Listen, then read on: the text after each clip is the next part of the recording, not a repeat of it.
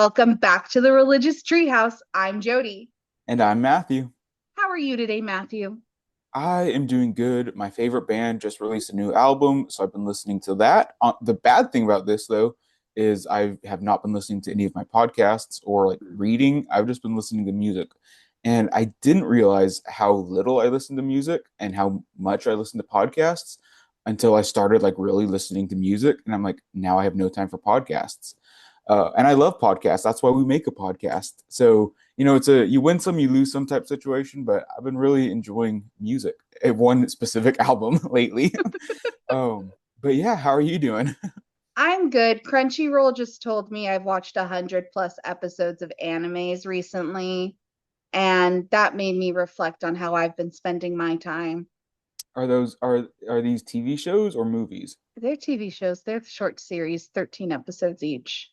Sure, okay. But there's also I know I'm trying to get you to use Letterboxd. Yeah, People listening here to us, I'm on Letterboxd. Jody's technically on Letterboxd. We should follow each other, but Jody never posts things on Letterboxd. no, no, I don't. There's also an app called Serialized where you can document your TV shows that you watch, but I'm not going to force you to do that. See, but that one I would actually have to log on because Yeah. like the animes, they're all TV shows. I did log one anime, and that was the Apothecary Diaries on Letterboxd, even though it shouldn't have been on there. But yes, we consume a lot of media, and we consumed some new media to me this week. Matthew has seen this before, yes, Yeah, I have multiple times. and we watched the Documentary. documentary Jesus Camp, which is Mm. about a summer camp up in North Dakota, but it is also sprinkled with some political commentary. Yeah.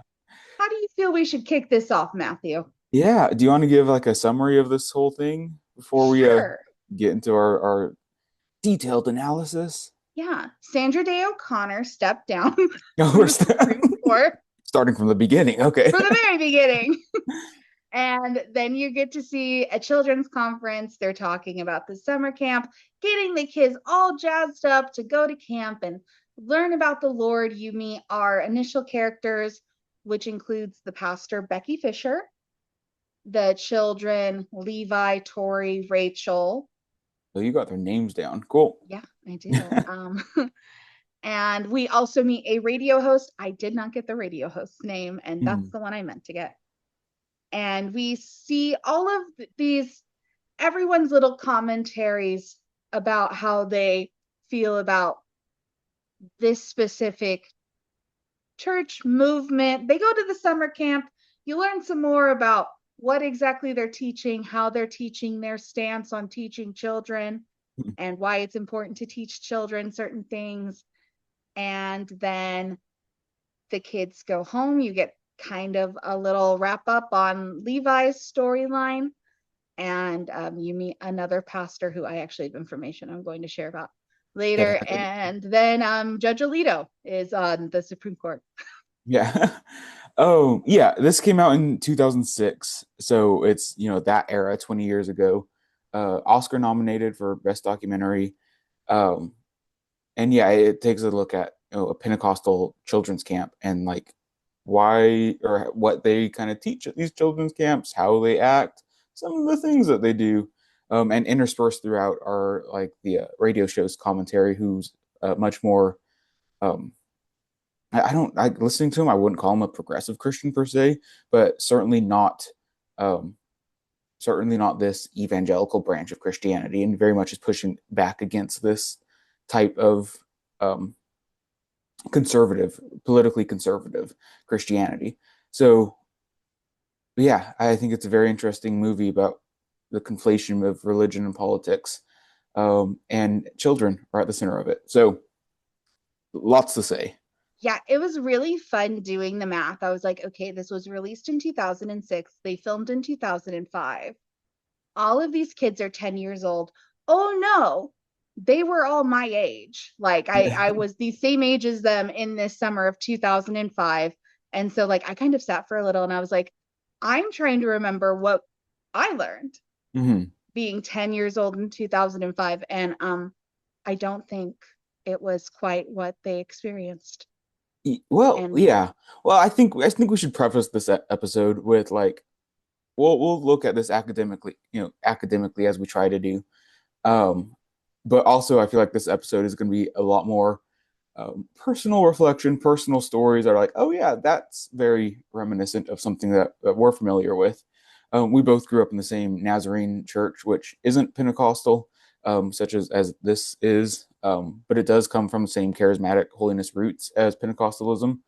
Um, like here and there, like it doesn't pick up on it as much, but there are similar roots in that denomination that we were raised in. Um, and I definitely see some parallels, and we'll talk about those. But yeah, let's kick it off. So yes, Sandra Day O'Connor stepped down. We're immediately starting with the talk show host Mhm. discussing that and how there's conversation about Bush Yeah. and him being a godly figure Hmm. and a little bit of idolatry for him. If I'm being honest, it just felt like that. Uh, I honestly don't know how to start this off. I gotta be honest. This Yeah. this movie made me feel nauseous. Yeah, no, the radio host is talking about how like Bush is the supposedly like, you know, idealized figure in for the Christian right. Um, and it kind of starts off that as like, hey, this is this grounding point. We should keep this in mind. How is the Christian right and the Republican Party being reflected through this children's camp? Because then we immediately switch from that to the children's camp, or not the children's camp, but the It's a prayer preview. summit. Yeah, for like, hey, it's an advertising event to like come to uh, the summer camp, and the children that are dressed in like military gear and like camo face mask type things, and they're doing this war dance type thing, very much you know positing that Christianity is at war with these other forces. Christianity is they're in a spiritual battle, I think is how they would phrase it, with other people. And at this time when this came out, 2005, 2006, the biggest boogeyman, the biggest enemy is Islam. So we get repeated instances of Islamophobia in this in this prayer, and essentially they're like training these kids to like fight for their religion. So it's like loaded with violent language and imagery, and very like the whole point of this seems to be plotting us against them. Like that is why this prayer meeting or whatever was happening. um One of my favorite quotes was Becky, the lead pastor lady, said, did you know Muslims train their children when they're 5 years old to fast during the month of Ramadan? And like the way that she phrased that, I think is just so funny. Like they train their children to fast during Ramadan. It's not that they fast during Ramadan. It's that those Muslims over there, they're training their children for this, war that we're having against Christians. Which at one point, on one hand, is like a sign of the times. Like this is what was talking about in 2005, 2006, because of policies put forth by the political parties of the time. But at the other hand, it's also very reminiscent of, further back Christianity and modern Christianity, of putting up an enemy between us and them. There's a tendency for people in power, particularly Christians that we see in America, to want to place themselves as martyrs. Because if they can see themselves as the underdogs, as the martyrs, then they can justify their violence, their war, violence metaphorically and also violence physically against this imagined other. And in this case, the imagined other that's being highlighted are Muslims. Yeah, and the word train was very popular Mm-hmm. amongst everyone's vocabularies involved with this church. Like even the kids said it. Yeah. And so that emphasis on training was just, it was very obvious from the get go. They talked about children radically laying down their lives for their religion, like Mm-hmm. Muslim children. And in Yeah. my head, my first thought is like, you're a children's pastor. Should we be teaching children to radically lay down their lives? Should we teach anyone to radically lay down their lives for a Yeah. belief system when I just don't know if that vibes with Christianity, but well, I mean, it vibes with this form of Christianity for Yeah. sure. And I looked up some reviews of this, like because that's what I do. And some people were like, "Oh, they're all performing. Like this is very performative. This isn't like a true documentary because it's everyone's being performative." But I did not believe that at all because this is very reminiscent of churches that when I was young was a part of. Like I very much have vivid memories of growing up in church and them asking me if I'd be prepared to die for my faith. So Oh, like this is a very common tactic that's used in Christian circles, evangelical circles for sure. yeah.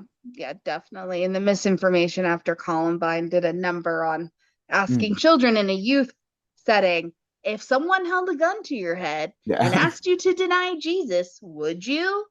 yeah. And you were supposed to answer, no, I would not deny Jesus. But yeah, no, we're starting off pretty strong. And we see the children, we have speaking in tongues, which is not Mm. uncommon for Pentecostal or charismatic Christianity.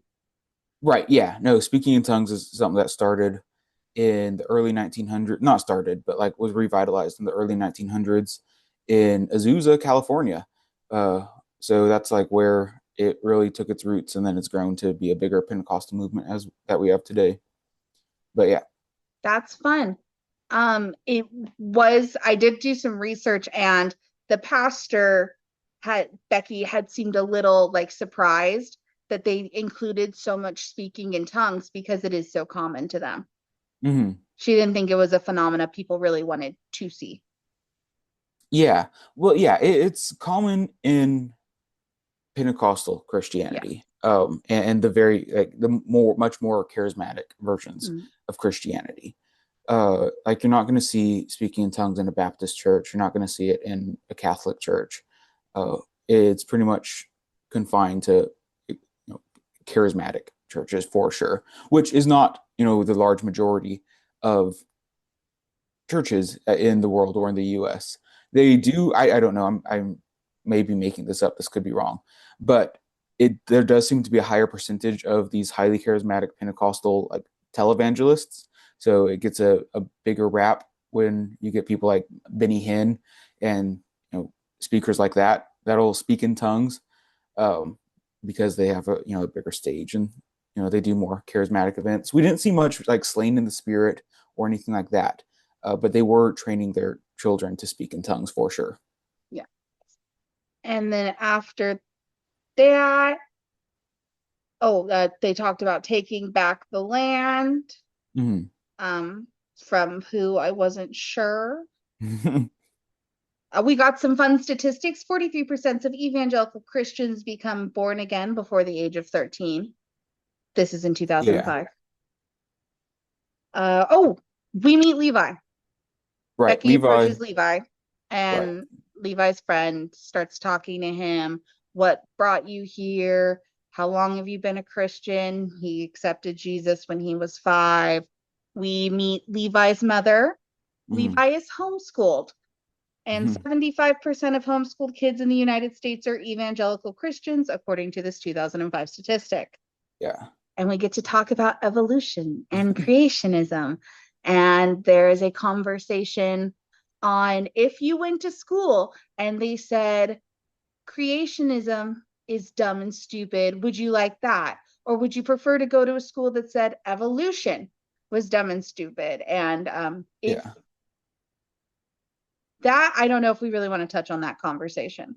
Yeah, I think so because that's another big boogeyman, especially of that time. Evolution, climate change, the old Earth idea. I think that was a very big identity marker in, especially in 2005, 2006 for evangelical Christians, and still to this day. Still to this day, that's a very big identity marker to, you know, prove to people in your group that, hey, I'm one of you by, denying climate change, by saying the Earth is 6,000 years old, by denying evolution, by homeschooling your children. These are for sure identity markers to show other people's where you stand as part of their group. Um, and my favorite thing that the mom said was, if you really think about it, creationism is the only thing that answers all the questions. And then the kid was like, you know what? You're really right. And I think that highlights, on one of the main themes of this film that I saw was that they very, very rarely, if ever, you know, taught anything. Everything that was being said was just, you know, saying things that they believe. Like at one point during the camp, they say, Jesus, Jesus, I love you. Jesus, Jesus, I love you. And there's like, this is all training to be in the correct mindset.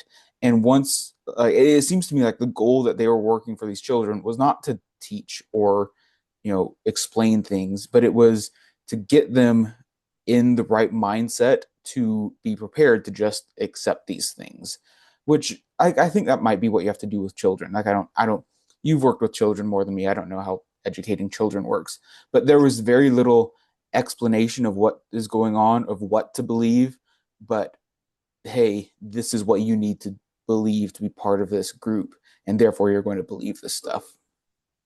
Yeah, I tried my hardest, especially when teaching children in Christian settings, Mm. to allow them to employ their own critical thinking skills, because children have critical thinking skills and they need to Mm. develop them when they're young in order to have a good grasp on them later. Yeah. And that just wasn't happening It, here. It wasn't teaching a belief system, it was training to follow certain rules. yeah. And I think there's like part of children that just kind of repeat what they hear. Yeah. Because like I've worked very little with kids, like at the Nazarene church, I worked very little with them, but much of what they were saying to me was just repetitions of what their parents would say. And also, when I moved to Duke, I had friends in the divinity school that would like work at churches and stuff, and every once in a while they'd be like, "Hey, we really need just a warm body to be in a room for like children's church, and I know you vaguely know religion stuff. Will you like help us and like do this?" I'd be like, "Sure." So I'd be like a helper for like children's groups, and it was a much more progressive church, much more liberal church, and the kids there would just repeat the same more progressive talking points. So it's not that I don't know, children better than I do, but I don't think children are doing the great critical thinking that we'd like them to do. But everything with children is just repeating the talking points that they're most familiar with. Yeah, no, that's a failing. I always feel like on the teaching part, I think there are better opportunities, but I also have an abundance of patience. And like engaging kids in critical thinking takes an abundance of patience.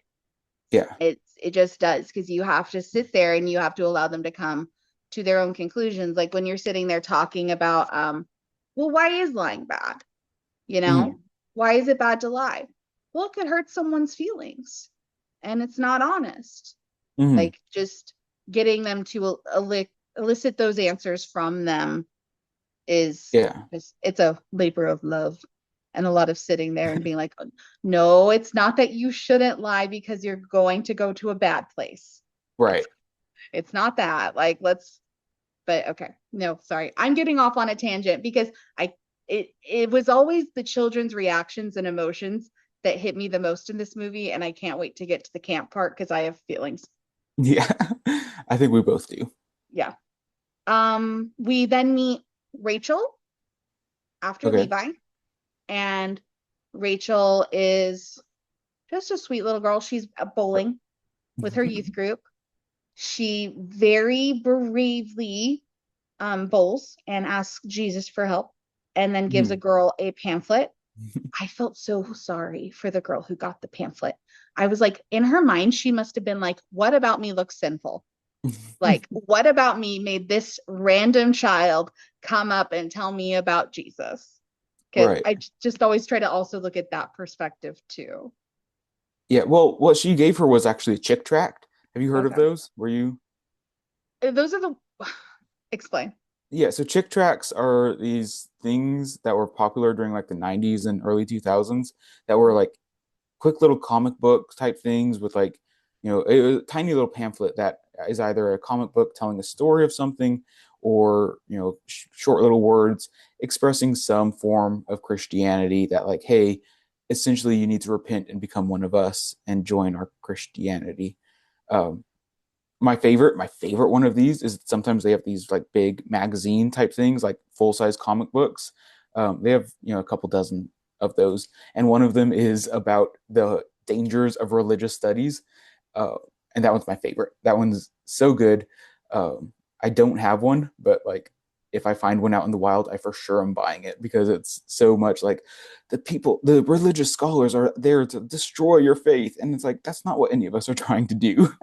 But I love chick tracks because I hate chick tracks so much. But yeah, she gives the chick track to the lady who's just like, "Thank you," and like very awkward. But yeah, but again, that is, I think, how these children are like in the real world, not just behind a camera or behind a camera act. It's how they're trained to do, and you get these kids who are usually a bit socially awkward in some sense. And as she mentioned, she gets picked on every once in a while, but she doesn't care what man thinks. She only cares what God thinks, which again is another talking point that is brought up a lot in these types of churches.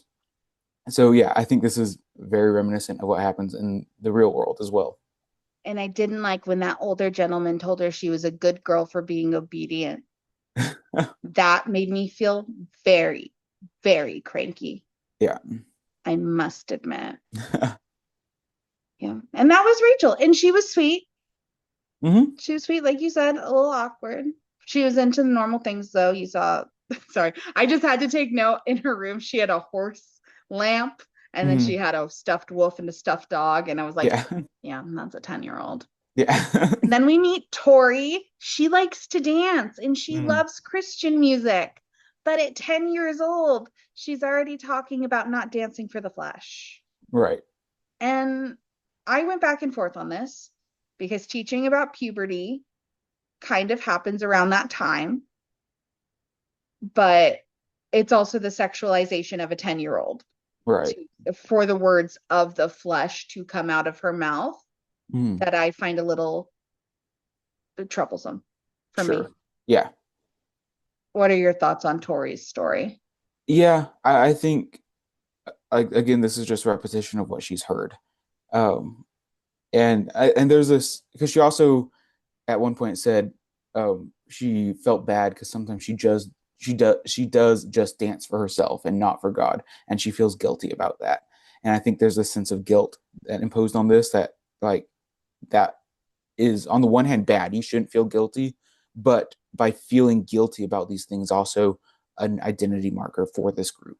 If you do these things and you don't feel guilty, if you're, a quote unquote normal in however you want to look at that, and you don't feel guilty, then you're wrong. But if you do these things and you do feel guilty, good, you're one of us. You can be part of our group and be forgiven with us. So I thought this was just another outpouring of identity markers and repeating what older people have told them. And then we got to hear their fun family pledge of allegiance. Yeah, right. Did you go to preschool? The same preschool at the No, church? no. Okay, cool. So this is, you know, going way back in time for me.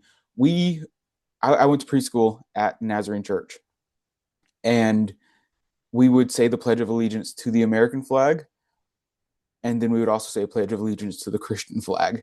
So this is 100% something that happens. Not, I mean, I'm not aware of this happening in like households like this, but like very clearly they do happen in this type of household. And the only reason that there is a Christian flag, I mean, not the only reason, but the main reason that there is a Christian flag is for a justification to also have an American flag on these stages. Um, so yeah, that happened in the late 1900s, the development of the Christian flag to like kind of justify, hey, we can also have this nationalist flag, the American flag, and we're not, idolizing the flag because we also have a Christian flag. It's just another flag. I wonder if that happened around the same time Under God was added in 1954. Yeah, probably. I don't know. I don't know the Eisenhower. history of the Christian flag as much, but yeah. No, I had to look it up because I was like, when did they add Under God to the pledge? Because it wasn't there the entire time. Mhm. And this, just so you know, if you haven't seen Jesus Camp, this pledge is not the same as the Pledge of Allegiance. It's a little different. They also pledge to the Bible as well. Yeah. Yeah. That's a choice. And then we go to summer camp. The kids all pack up.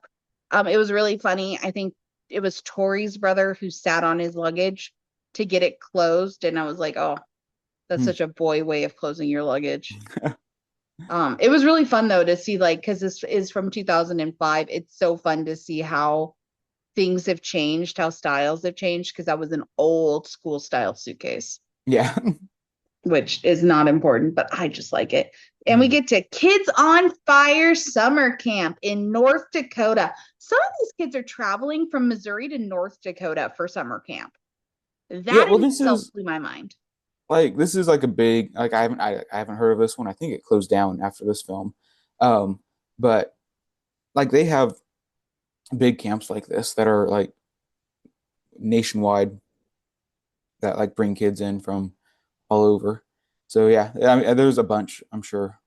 That's crazy. But my favorite thing was them setting up, and Becky was praying over all the PowerPoint presentations and the microphones and the speakers and all the electrical issues because that girl has gone through some electrical problems, you can tell. And she's like, "We're gonna nip this in the bud. We're gonna pray over these things." And I get that. I've had my fair share of electrical difficulties, or we've had our fair share of difficulties. So that one makes sense to me. I'm like, okay, that's fair. That one Fair. we're on board. That one's good. Good job, Becky. Good being prepared. Yes. I do want to point out, though, immediately I was like, mysticism. Praying over things feels like mysticism. It's manifestation. It's you're imbuing objects with a power. And I'm pointing this out because we're about to get to a part with magic. Yeah. Yeah, I don't know if it's exactly that. It's got But an air of it, though. Think about it. Like when you're praying over chairs, you're trying to imbue and bless and bring forth good energy to them. right. Yeah. I don't think Christians would think of it in the same way. Well, no, they wouldn't because they don't Right. like magic, which is why it's important for the next point. But first, let's see. Oh, I was thinking hallelujah, Christian songs I don't know. I fully thought if I heard them singing any songs, I was like, we'll be able to sing them too. Shockingly, no. Yeah. And then we start to have Becky preach. It's night one. Mm. Yeah, and I believe you had some quotes. Well, yeah, it's kind of a sermon on like sin and how sin is designed to destroy you. And it's, she's kind of like she's being big and threatening and loud because the devil is trying to get after the young. The devil goes after the young. Um, and the quote that I just thought was so funny was the devil goes after the young, or the devil goes after the young, those who cannot fend after themselves. That's why we're trying to help you. We're trying to warn you. And while I'm on the subject, let me say something about Harry Potter. Warlocks are the enemy of God. Beautiful turn of events. We were not on the subject. The subject was not there at all, but we made it the subject. Um, and again, this is another identity marker from the early 2000s, especially. You're not allowed to watch Harry Potter. Harry Potter is satanic. And um, so they say, no, Harry Potter. Nowadays, we don't like Harry Potter for other reasons. But back then, we didn't like Harry Potter because it was, you know, demonic and had witchcraft. And then she immediately goes on to talk about if Harry Potter was in the Old Testament times, he would be uh, put to death. That was what she said. Harry Potter would be put to death. We're like, okay, okay, Becky.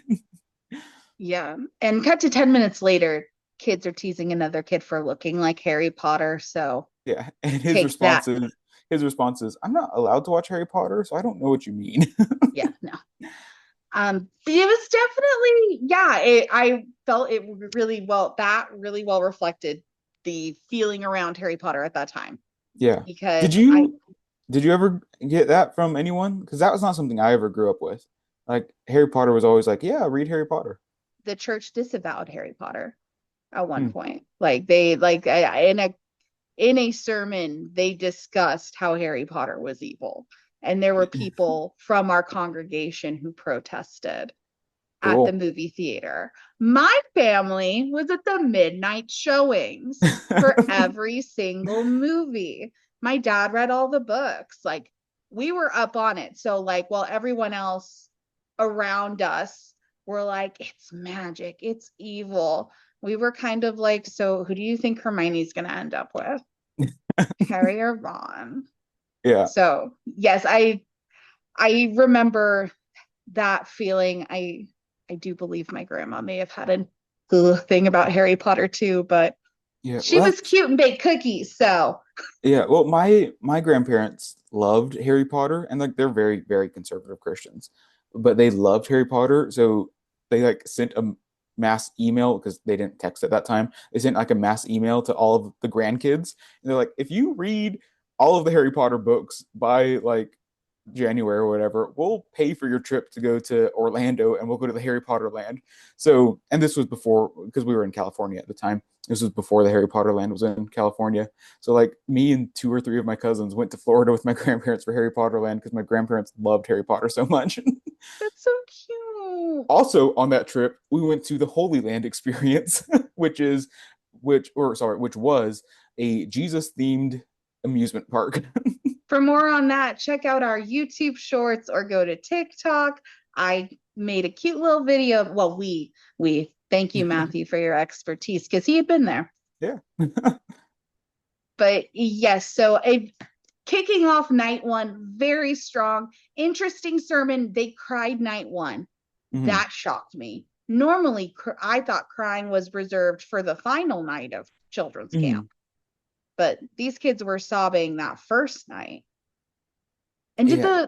did the floppy haired blonde kid get up the first night and I preach, don't or was that remember. the second Oh no, night? I think that was the second night. That was second night. Okay, we'll get to him later then. Um, but yeah, that was in high school and maybe my first year of undergrad. I was under the impression that like I should say yes to all opportunities given to me because it'll look good on college applications. So Mm. for like two summer or for two kids camps that my church put on, I was like a camp counselor, and I always like brought a friend along with me to like be a counselor with me because I was like I'm not going to do this alone. But they would like all be crying at the end of the night. Like we would be like my friend and I would be like vaguely paying attention, just making sure that none of the kids were like causing a scene. And then we just look over and they're like all crying and we're like, what in the world did they just say? Nothing that they just said was worth crying about. Like there's no emotion happening here. At one point they were like listing the books of the Bible, like you should have these memorized. And like we looked over and a kid was crying, like, what? What is going on? But yeah, lots of tears happen here. And like it makes sense. Like they're very, very intent on evoking emotion. Yes. Like they're telling the kids they need to be they're bad and they need to change their ways, and they're like calling for them to repent. So this Yeah. is a way to evoke emotion. Well, yeah, and there's a specific way it's done because having been at a children's church summer camp as both a as a camper, as a counselor, and as someone who worked at the camp, there was a series of events that always led up to the final night. The first one, you exhaust the children. Right. You make the children tired. You give them late night activities. You get them up by 7 o'clock in the morning to eat breakfast. And then you fill their days with things and give them an hour to rest in which they cannot sleep because they're too hyped up on all of the sugar they've eaten. Okay. Then you again, you exhaust them. But at the final night, they overload you sensory wise with Mm-hmm. such loud music and so much talking at the same time that you have no choice but to cry. Now, Mm-hmm. here's the thing: when children's cry at Christian summer camps, it can be a range of things. Some people cried because they lied to their best friend. Mm-hmm. Others people cried because they were depressed and had unaliving thoughts. And I won't say which one of those was me, but if you're on an extreme end of the spectrum and everyone else is just talking about how jealous they are of their friends, you're kind of like, ooh, which is Mm-hmm. why I wanted to talk about the floppy haired blonde kid because he was going through it and I Yeah. felt him on a deep level. But no, but the thing that also added to this was that the pastor was calling them phonies and fakes. Yeah. And that really bothered me because you're sitting here, you're saying I don't know. Maybe I'm just being too critical of the way their belief system works, but there didn't seem to be any emphasis on forgiveness to the children. Like they wanted the children to wash their hands because they felt shameful, not Yeah. because they were washing their hands because they deserve forgiveness Mm. and they are going to have forgiveness, you know? Yeah, well, and I thought this is also a snapshot. Like we weren't able Yeah. to watch the entire sermon. We weren't able to watch their entire, theology play out. So I'm sure that's in it as well. Okay. Um, but that doesn't get as much emotion for sure. That doesn't play as well on TV either. As them be like, but you're also going to be forgiven, and then like the tears are like slowly slowing down. Like that doesn't play as well on TV. Yeah. So I assume that was also there. Assume because that's another common trope in these um, kids camps. But yeah, for sure. Um, let's see, crying on night one is hardcore. We see Becky making a PowerPoint that says punishment for sin is death, and she Yeah, adds blood because yeah, that's gotta super make it scary. cool. Is that the point where they talk about like sermon illustrations and using Yes. objects and stuff? Yeah, which again, if you've never been to children's church or anything like that, like for sure, their entire goal is to use as many objects as they can to like get their point across, which I guess works for kids. I don't know. Is that an effective learning or teaching Yeah, it's an strategy? effective Yeah. learning strategy. Kids are very visual, they're very tactile. And honestly, I have been into some bomb church supply closets for the children's department, and they are militantly run. You check things in and you check things out because they need to know where everything is. Mhm. It's so I was very impressed by her setup. My dad saw the brain molds and he was Mm. like, I need those for Halloween. So inspired him. Yeah. But she definitely had some good ones. The giant scythe, I guess I need to know what that was for. But So that it, I mean, what the scythe reminds me of is a passage in Isaiah where, and this probably not what it's used for, but the passage in Isaiah talks about how um, swords and weapons are, it's a prophetic text talking about like, hey, this is how things should be. Like we should do these things. It's talking about how swords and weapons and stuff like that should be turned into farming equipment, plows and stuff like that. So that is off. There's this there's this fantastic piece of art in the Denver airport of this scene from Isaiah, and it's death holding this the scythe, but like children are changing weapons into farm equipment and stuff like that. One of my favorite pieces of art ever. Really creepy, a very creepy piece of art. But whenever I see of the scythe, I think of like one, it's representing death of some sort. That's how death is presented. But I also can't help thinking about Isaiah, which bringing weapons into farming equipment, which is a message of peace. Like, hey, world should be peaceful. So hopefully that's how that was used. I'm going to be optimistic and say that's how that was used. yeah, based on the pro-war tone, I'm not so sure. But let's hold out hope. Yeah. Then we get to see them in the cafeteria. Summer food hits different. Summer camp food, there's the words. Summer camp food hits different, and seeing it on my screen made me hungry, I must Yeah. say. So that was good. That's when we get the I love Jesus, how about you? Yeah. That's fun. Table chance. Mm. That's something. Did you ever play the animal game No. where like you thump on the table and like you're a lion and then you point to someone who's a unicorn and the unicorn points to a fish and Mhm. I didn't go to many kids camp events when I was young. My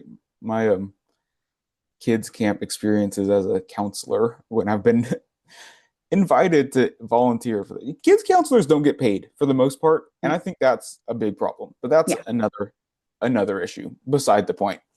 yes. Also during this um uh meal, we get a prayer before the meal. Thank you, God, for this food, and also God end all abortion, which you know odd that would be included in a meal prayer, but also the sermon immediately following this is a sermon on abortion to these children. And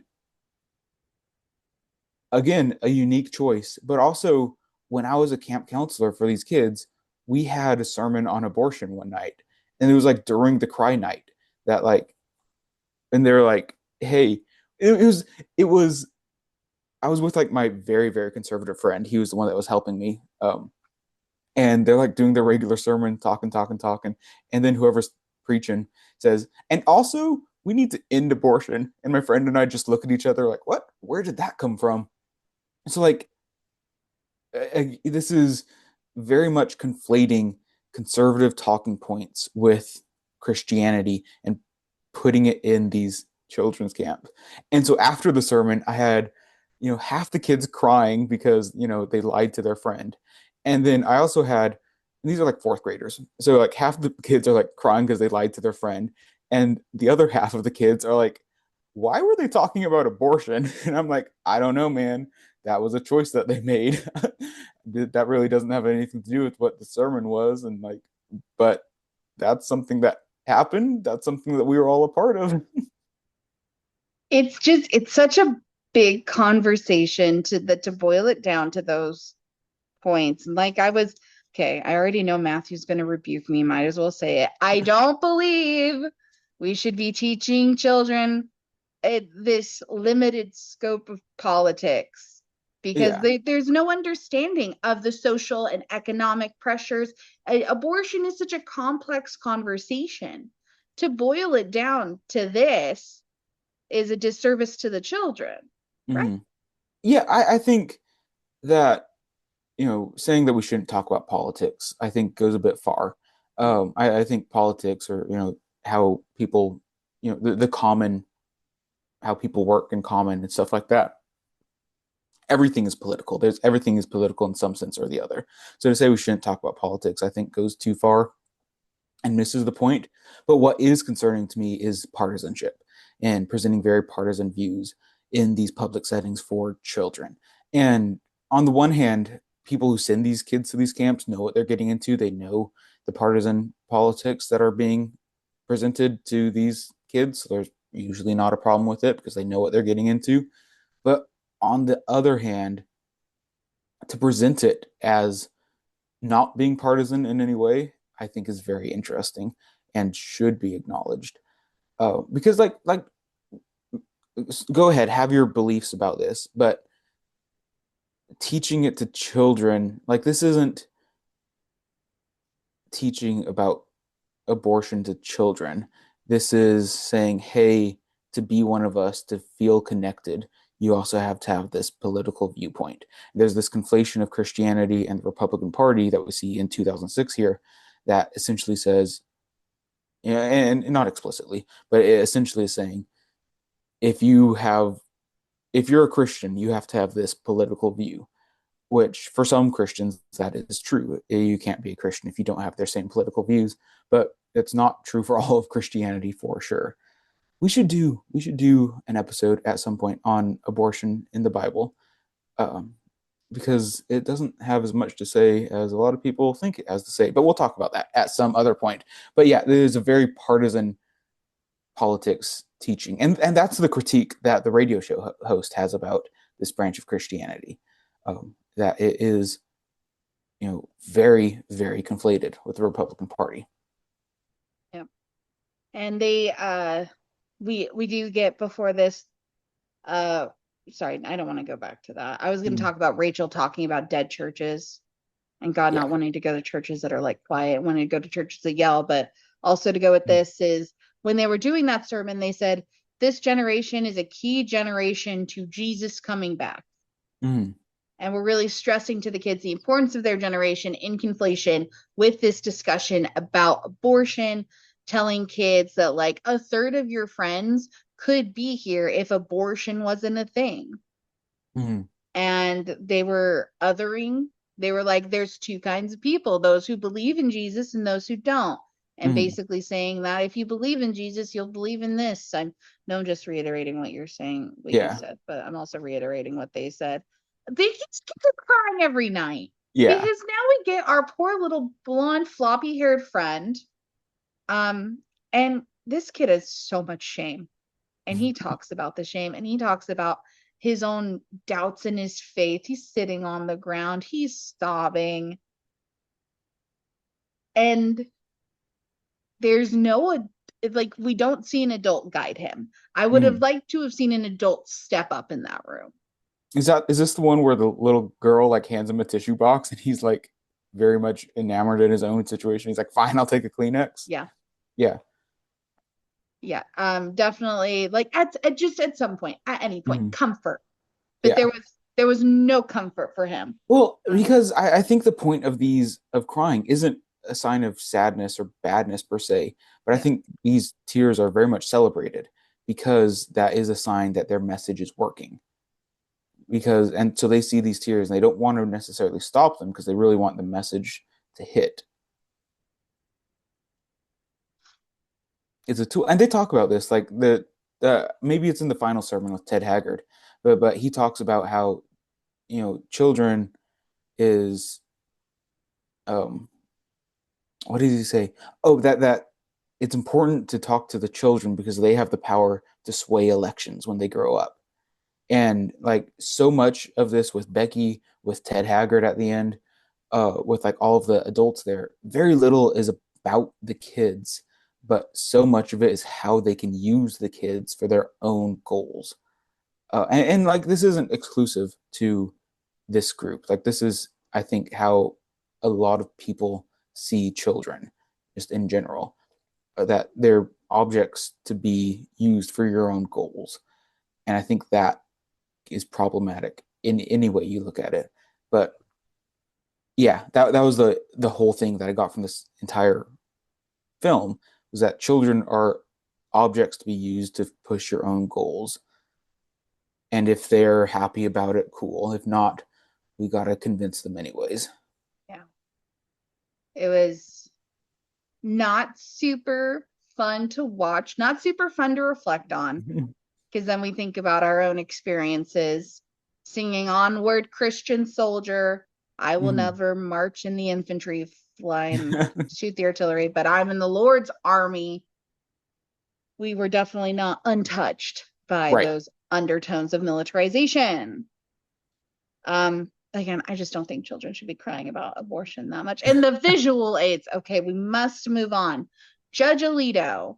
They Mhm. talk about confirming Alito. We get the radio host having a discussion with Becky. What were your thoughts on that a final interview between the two of them?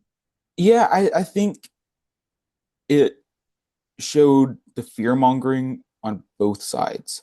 Like it definitely was show like this whole film was about the fear mongering by the religious political right, and how they're talking to the kids, but also the radio host reaction to this was fear mongering to those opposed to it as well. That I don't understand how they're crazy, the crazy people believing all these Christian crazy things. Like there's just as much fear mongering from the radio host the as Becky and those people. So I thought that was, things haven't changed. Like I think with our current political situation, a lot of people are like, this is unprecedented, this is new, like we've never been through this before. I I think this has been around, clearly through the Bush era. And I think it's been here way back before. I probably starting with, Eisenhower. But, if not till like, the beginning of time. Like this Yeah. is, a common thing with how humans act. And we see this in the movie. Um, And on the one hand, you know, to me at least, it was like, okay, cool. It's always been this way. But so like, okay, things are gonna, for whatever, political stance you have, like things are gonna be okay because things have always been okay. But on the other hand, whatever political stance you have, things never look okay. No. So, but that was the, taking away the religion of this, like stepping away from that, that was something I definitely took from this as well. Yeah. Um, the George Bush cutout, since you mentioned Bush, the summer George Bush came to our church and they got to talk to him. I just had to point out that's something that happens. They whip out a, I Wait, can't remember what exactly the conversation was what happened? when they pull out the George Bush. Mhm. cut out in children's church. Oh yeah. I'm trying to remember why. I think it was just like, hey, this is a cool dude. He's fighting for our values. We should appreciate him. Okay. I don't Well, know. well, then we meet Ted Haggard, who Mhm. would talk to the Bush administration every Monday. He talks about gay people being sinful, makes a joke. I know what you did last night. Give me $1,000. I won't tell your wife. Mhm. Are you recording me? I'm going to sue you. You know, making little jokes to the camera. When the film was released, it was unraveling that Ted Haggard had had a 3-year relationship with a male prostitute. And he had left a voicemail for the male prostitute asking him to buy methamphetamines from the male prostitute. He also had a relationship with someone in his congregation. So that was super Mhm. fun for these people because when the film Jesus Camp came out, this came out. And so it's like more publicity. Yeah. So Oh that yeah. was, I don't know. I don't know much about Ted Haggard, but it's not uncommon for these mega church pastors to have controversies like that. yeah. I did not realize that Colorado Springs, though, in 2005 had the highest concentration of evangelical Christians. Yeah, I whatever that just means, but yeah. Colorado Springs didn't come to mind. Houston did. But it kind of ends on this conversation between learning and indoctrination. Like, what's the difference? And I think that's a good thing to think about from this film. Like, I don't think this film answers it, but I think it's a good question to think about. To me, indoctrination is teaching things that you don't like, and learning is teaching things that you do like. And that's generally how it's used in, common vernacular, common talking.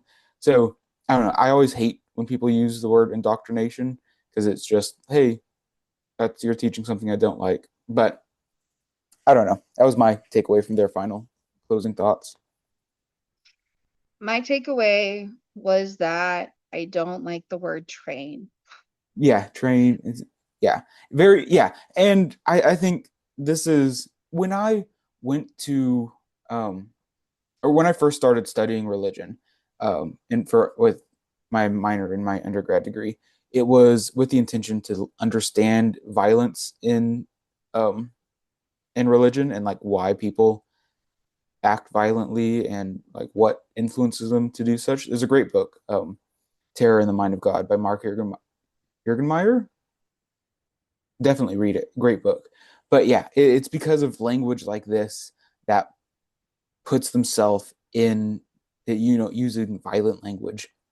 And we talked about this, was it last week or maybe 2 weeks ago, with Lord of Hosts, Oh, and Lord of Armies. Like there's violent language in so many religions, and there's also peaceful language in all the religions as well that have the violent language. But how the violence is interpreted and played out in the average, religious adherent's life, I think differs greatly.